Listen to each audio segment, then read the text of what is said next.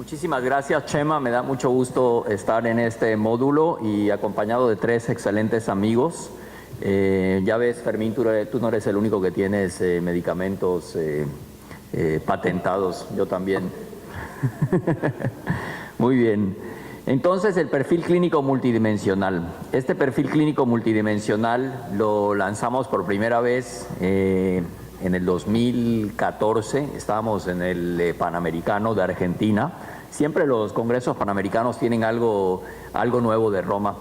Y el perfil clínico multidimensional ahora con los criterios de Roma 4 se ha actualizado. Este libro se lo recomiendo porque es lo que vemos en la práctica clínica y lo que nos permite es clasificar a nuestros pacientes incluyendo toda su dimensionalidad, es decir, todo lo que puede estar influenciando en la manifestación de sus síntomas. Y básicamente incluye 5 categorías. Perdón la diapositiva, pero quiero que quede muy claro desde el inicio.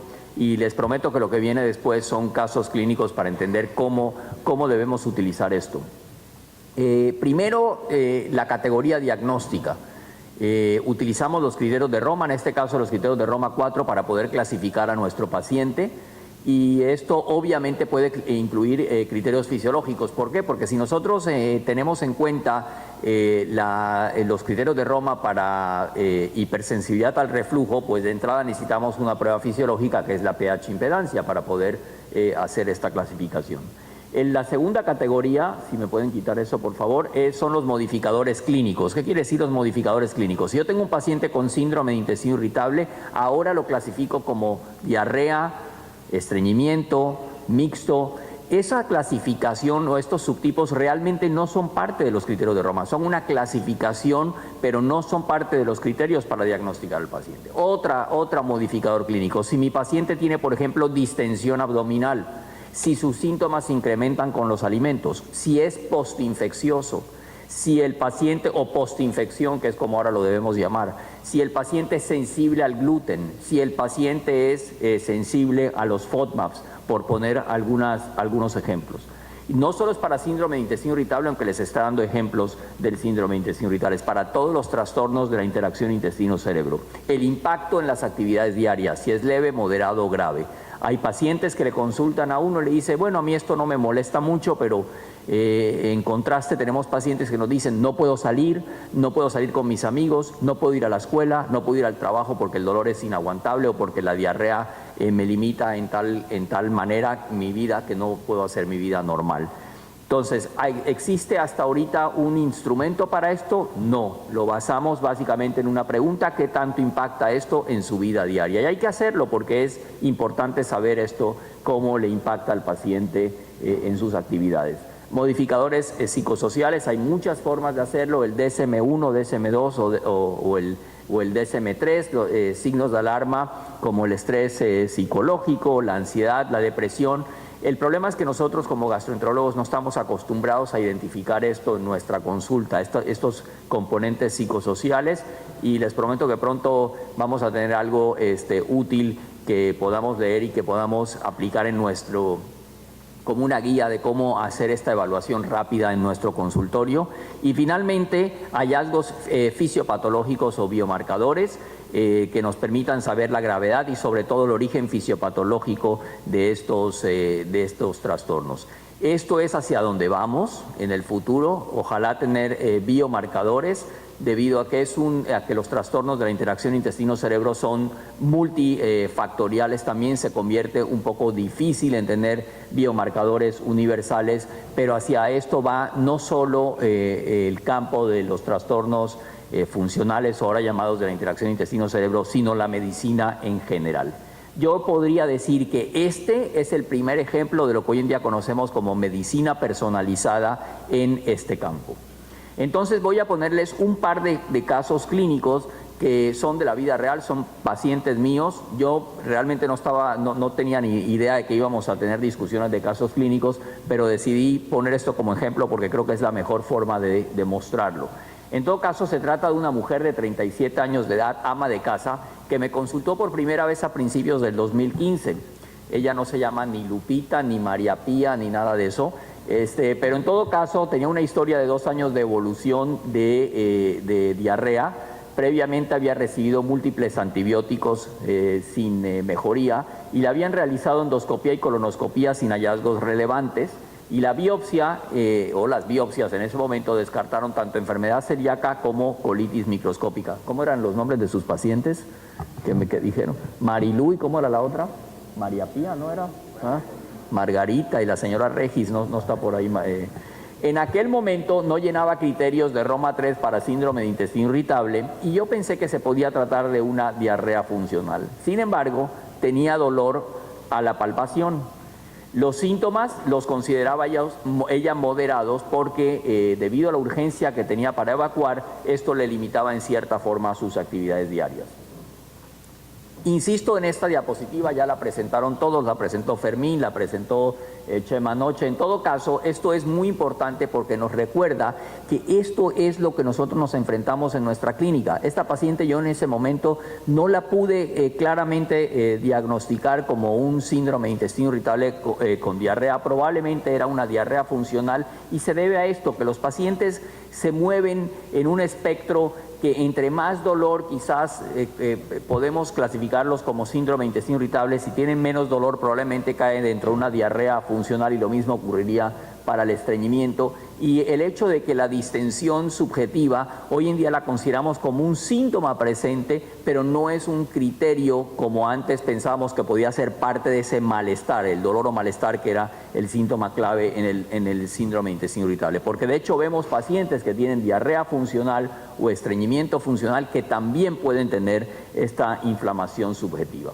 Entonces le hice un tránsito intestinal acelerado. Yo soy un fiel creyente del tránsito intestinal. A veces me da en estos pacientes me da un biomarcador, me da un dato objetivo para ayudar a manejarles la diarrea a los pacientes, sobre todo cuando están acelerados, como en este caso que tenía 1 hora, ahora se los muestro, y tenía exámenes de laboratorio, incluyendo serología para enfermedad celíaca, que eran negativos. Ella tiene un origen sueco, por cierto, no es familiar de Magnus Simren.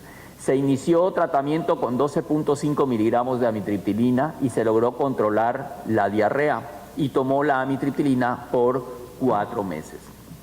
Este es el tránsito intestinal de ella. Ustedes ya ven aquí a los 5 minutos cómo está prácticamente lleno y creo que estos son 35 minutos. Lo interesante aquí es que tiene una malrotación intestinal como un hallazgo agregado. En la segunda mitad del 2015 estaba bajo mucho estrés porque a su padre le acababan de diagnosticar una cardiopatía isquémica. Y en diciembre de ese año se fue a pasar vacaciones a Acapulco y le dio una gastroenteritis. Consultó a un hospital local, la hospitalizaron y enseguida la manejaron con hidratación y antibióticos intravenosos. El error que hacemos todos los gastroenterólogos o todos los médicos. El paciente hace una gastroenteritis y enseguida antibióticos, cuando la mayoría de estas gastroenteritis son autolimitadas. Continuaba con diarrea posterior a este episodio y se consideró que podía ser una diarrea secundaria a antibióticos. Incluso pensamos en la posibilidad de Clostridium difficile, que afortunadamente fue negativo, pero hay que tener en cuenta que hay un grupo de estos pacientes cuyo Clostridium difficile sale negativo y es un falso negativo. Y se sabe por la literatura que un paciente que originalmente tenga una prueba negativa, una prueba posterior tiene más probabilidad de ser negativa, por lo cual hay quienes dicen y algunas guías que no se debe repetir la prueba si sale negativo. La diarrea alternaba en este momento con estreñimiento, pero más del 75% de las evacuaciones eran líquidas. Posteriormente inició con dolor abdominal y distensión subjetiva diariamente que mejoraban con la evacuación. Presentaba dolor a la palpación abdominal en el examen físico y si nosotros vemos esto, probablemente ya estamos ante lo que en ese momento considerábamos un síndrome de intestino irritable por criterios de Roma 3. Los síntomas se limitaban de manera moderada a sus actividades diarias, principalmente en este caso por el dolor abdominal. Yo le hice esta prueba, es un biomarcador que está disponible, se llama, no les digo el nombre comercial, pero lo que hace es medir dos anticuerpos contra 2 toxinas, la anti-CDTB y la vinculina. La toxina de distensión citoletal tiene 3 componentes, de los cuales uno de los componentes, la fracción B, es la fracción activa, que es la que permite, la que entra a la célula, y esto se observa en ciertas bacterias como son el E. coli, la Shigella, la Salmonella y el Campylobacter jejuni, que es con base en el cual se ha validado esta prueba, y además la vinculina. La vinculina es una proteína que se requiere en los miofilamentos de actina para que se puedan acoplar y contraer el músculo liso. Entonces, esto surge de ciertos estudios en animales donde se vio que en un grupo de pacientes post-Campylobacter jejuni se reducía el número de células intersticiales de Cajal y la pregunta era por qué, y se descubre que había un anticuerpo contra el CDTB que reaccionaba de forma cruzada contra las células intersticiales de Cajal, disminuyéndolas, y por lo tanto se alteraba la motilidad. La pregunta es por qué la vinculina. Aparentemente hay una reacción cruzada contra esta proteína. Sin embargo, queda la duda de que haya un grupo de pacientes que desarrollen antivinculina, no necesariamente en relación a una infección. Nuestros datos en México así lo demuestran, y hay otros datos también aquí de Veracruz donde han demostrado que la vinculina probablemente en nuestra población sea más importante. Hay muchas preguntas a este respecto. Lo interesante es que este es un biomarcador no para hacer el diagnóstico, pero nos sirve como un dato confirmatorio en un paciente y darle un dato objetivo al paciente. En mi experiencia, cuando yo le digo al paciente que tiene esta prueba positiva, se requiere cualquiera de los dos anticuerpos positivos, en este caso la antivinculina es positiva, el paciente le da mucha tranquilidad tener este dato objetivo. En este caso ya tenemos dos biomarcadores, un paciente que cumple criterios de síndrome de intestino irritable con diarrea, con un tránsito acelerado y una antivinculina positiva. Entonces, utilizando este perfil clínico multidimensional, que todas estas cosas las hacemos, pero no nos acostumbramos a llevar el diagnóstico en este sentido, se trata de una paciente con diagnóstico categórico de síndrome de intestino irritable con diarrea por los criterios de Roma 3. En ese momento es postinfección, aunque ya en una paciente que probablemente tenía un trastorno funcional digestivo de base, que se ha movido en este caso. Si la infección es la que desencadena el cuadro, es lo más probable, pero algunos piensan que son pacientes que ya tienen estos anticuerpos previamente y cuando viene una reinfección se reactiva la enfermedad. Eso no lo sabemos hasta este momento. Que tuvo uso de antibióticos, que también puede haberle modificado su microbiota, que se asocia con diarrea, y distensión abdominal subjetiva como modificadores clínicos. Impacto sobre las actividades diarias es moderada, la paciente lo contestó, y en modificadores psicosociales la paciente tiene al menos un estrés exteroceptivo por la condición cardíaca de su padre, y en los hallazgos fisiológicos les decía el anti-CDTB y el tránsito intestinal acelerado. Se le recetó tratamiento en este momento con rifaximina, 600 miligramos 2 veces al día por 14 días y refirió mejoría significativa, desapareció la diarrea, así como el dolor abdominal y la distensión subjetiva. Posteriormente, en mayo del 2016, se fue de vacaciones con su familia y ha estado asintomática en el último año. Es una paciente que ya tenía un trastorno funcional de base, que tiene una recurrencia de su trastorno, y claramente les muestro cómo este perfil clínico multidimensional puede ayudar a que nosotros captemos todos los componentes de la enfermedad y ayudar a dirigir el tratamiento de manera específica. Seguramente algunos de ustedes me dirán, bueno, yo le hubiera dado también la rifaximina y no hubiera hecho esa clasificación. Sí, probablemente no, pero hay que tener en cuenta que cuando este paciente no mejora, sabiendo todo lo que está influyendo como sus factores psicosociales, en este caso el estrés exteroceptivo, estos pacientes pueden requerir cierta ayuda para mejorarlos desde ese punto de vista. El segundo caso es una mujer de 59 años de edad, psicóloga, natural de la Ciudad de México, vive desde hace 5 años en Canadá con su esposo y su hijo porque a él lo trasladaron por motivos de trabajo. En el último año ha vivido bajo mucho estrés porque se acaba de mudar de casa también en Canadá, y hace un año tuvo una herniorrafia inguinal derecha y se tuvo que venir de urgencias a México ya que no le diagnosticaron en Canadá a pesar de que seguía con su dolor. Esto es parte del sistema de salud allá, no es la primera vez que yo veo un paciente que hasta que les dan cita pueden terminar perforados de pronto.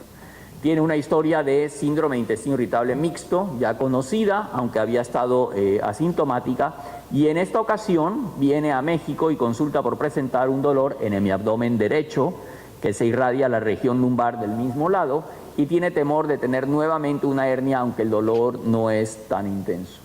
El dolor ocurre al menos 4 días a la semana.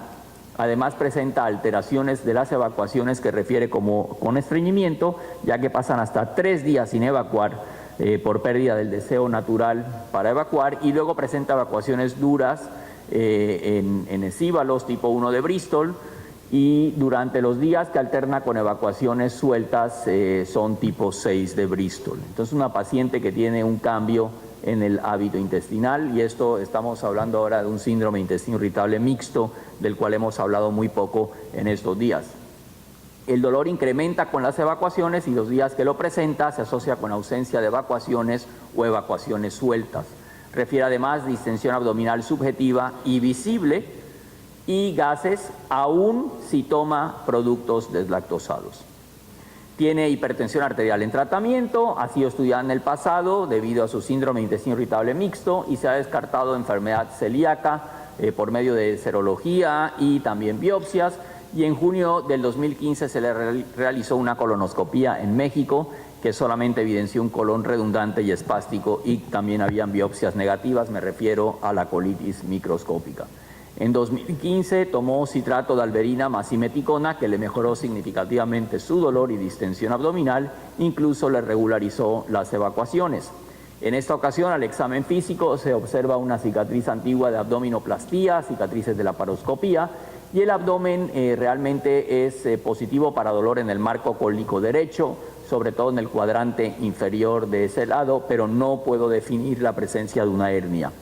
Se le solicita un TAC de abdomen y pelvis, no porque yo pensara que tuviera una hernia, pero teniendo el antecedente de la paciente, para eso viene, se toma otra vez un vuelo para venir y consultar, tiene miedo de volver a tener otra hernia. Afortunadamente la tomografía descarta la presencia de hernias, y nuevamente en vista de su antecedente de buena respuesta al citrato de alberina más simeticona, que la ha mejorado, se le receta nuevamente.